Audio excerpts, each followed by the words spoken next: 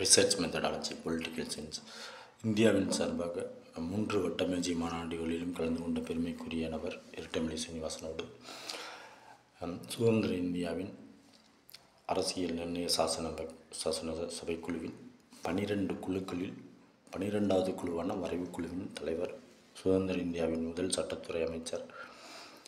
Let it leave it to the people to select the democratic republic. ஒரு democratic மக்களாட்சி republic குடியரசு எப்படி இருக்க வேண்டும் என்பதை let it leave it to the selection of people, அந்த சம்பந்தப்பட்ட மக்களிடம் விடுங்கள் என்று சர்வதேச அரசியல் அறிவியலை தந்தவர். இவர் ஒரு சாதியத்திற்கு தலைவர் அல்ல.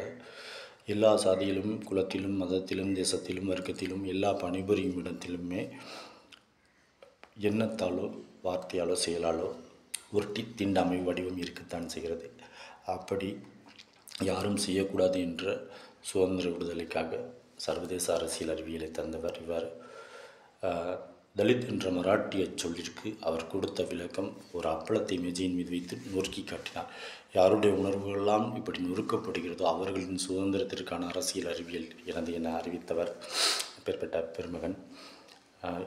சுதந்திர இந்தியாவின் டெமோக்ராட்டிக் ரிப்பப்ளிக் மக்களாட்சி குடியரசு அல்லது சர்வதேச அரசியலிலும் கவர்மெண்ட் என சொல்லக்கூடிய அரசாங்கத்திலும் ரிப்பப்ளிக் எனக்கூடிய சொல்லக்கூடிய குடியரசிலும் அந்த மண்ணின் மக்கள் கல்வி வேலைவாய்ப்பு பெற்று அரசாங்கத்திலும் அரசு என்று சொல்லக்கூடிய ரிப்பப்ளிக் குடியரசிலும் பங்கு பெற வேண்டும் என்பதே இவரின் சர்வதேச அரசியல் அறிவியல் பார்வை. ஒரு அலுவலகத்தில் எப்படி மேனேஜர், கிளர்க், ஓஏ, துப்புரவு தொழிலாளர் என்ற ஹையரார்கி படிநிலைகள் இருக்கிறதோ அப்படி படிநிலைகளைப் போல வர்ணாசிரமம் என்ற விளக்கத்தை ஏற்றுக்கொள்ளாதவர்.